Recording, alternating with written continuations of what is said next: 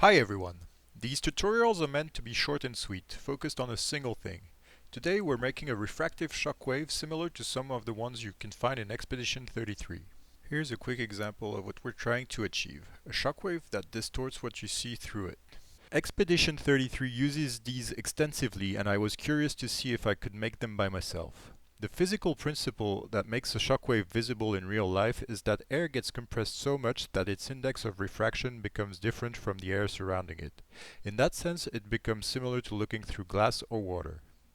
Our approach is going to be very basic, just so you understand how it works. You can then extend the technique to achieve more complex effects. First, we'll create a material that is just a ring with its radius controlled by a dynamic material parameter. That's pretty easy. The first step is to get the distance of the texture coordinate from the center. This gives us a gradient with 0 in the middle and 1 at the edges. Then we use the sphere mask node to convert it into a ring. Here we used the dynamic parameter node so we can control the radius and thickness from outside the material, specifically from our particle system. We'll set some defaults just so we can visualize it in the material editor.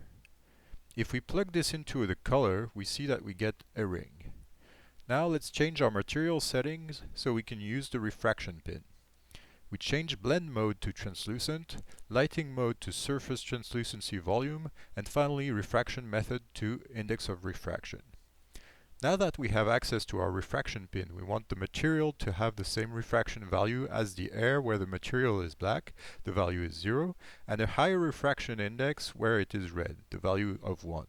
So we add a remap value range node and map 0 to 1 and 1 to 1.54, which is the refraction index of glass. Of course, we remember to set the opacity to 0.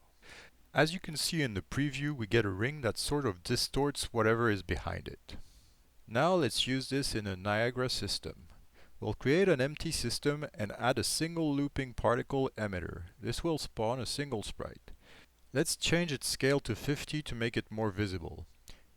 In Sprite Renderer, we'll use the material we just made and make sure it is velocity aligned. Finally, we need to add a dynamic material parameters module in the particle update stage. Here we want to update the radius over time, so we'll add a float from curve and make it go from 0 to 0.25 over the lifetime of the particle. Let's set the thickness to 0.05. And there you have it. It's subtle, but you get an expanding ring that distorts whatever is behind it. You can play with the values in the material to make it more or less sharp, have a higher index of refraction, add some noise, etc. One other thing that could be interesting is to use a mesh renderer with a sphere made of a material with a different index of refraction than air and have its scale expand with time. That's it for today. I hope you learned something without wasting time having to skip through 10 minutes of intro and unrelated stuff. Leave a comment if you have any questions or to show me what you have made with this technique, and of course, like and subscribe. Till next time!